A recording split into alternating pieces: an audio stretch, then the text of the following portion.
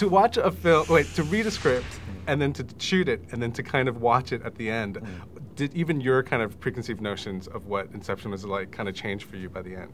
Absolutely. I think Chris was trying to make a highly conceptualized, multi-dimensional, very ambitious film, and on a grand Hollywood scale. And I think for all of us to read the initial script, what was one set of understanding, but it took a lot of interaction with Chris one-on-one, and I spent 2 months with him sort of decoding what this film was about, and more so than that, 2 months really working on how a character would have a real cathartic journey in this sort of set of rules that he set up for the dream world. So all of us needed that one-on-one time with Chris Nolan to really tap into his mind, to really understand the story that he was trying to tell, and how to make these characters compelling for an audience and relatable. And that was really our job. As far as what he was going to do as a filmmaker, we all kind of knew that the guy's obviously a visionary that's accomplished a tremendous amount on film and passing, so he's got a great track record. We left that up to him. We just came in and said, look, this is what we're in charge of. We're in charge of making these characters compelling and realistic. Now, for most genre fans, there's the genre fan, and I have a feeling that there's going to be the Inception genre fan, which means that the kind of looks that you'll be getting from the fanboys I feel like it's going to change a little bit. And so are you prepared for that kind of, I won't call it geekdom, but it's, you know what I mean, it's that kind of different level of like, we love you because you were in this Inception movie. So have you had that experience yet, and then what kind of, are you prepared for that kind of Comic-Con level?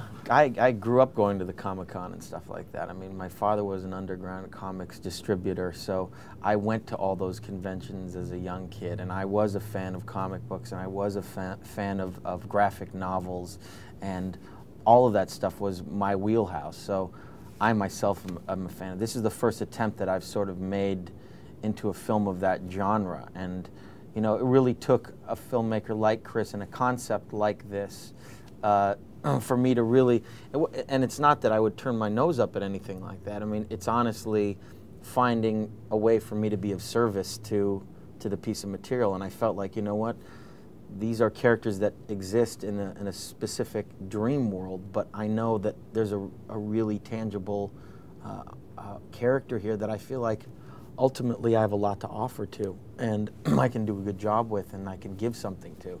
So, you know, I'm not adverse to doing any type of film whatsoever. I'm open to everything, and I enjoy those films just like everybody else. To work on a film about dreaming during the shoot, did that affect the kind of visuals you had in your own mind then, or did you have like a normal, or was it like a normal day, like, oh, I dreamt about eating a burger, or you know? No, I never really remember my dreams. Why is that? I don't. I remember fragments of them, or feelings, or certain visuals, but as far as a complete structure of a dream, or trying to extract what that means in my own life is very difficult for me. And I think it's all interpretive, and I think as much as people do try to put a science to it or try to make it, you know, an exact rule book for what hidden meanings are within the state of your subconscious while your mind's sort of spattering out all these different thoughts is very difficult to do. I think what the dream world is essentially a way of, you know, unraveling a lot of stuff that we suppress emotionally, or ideas or thoughts that we have that maybe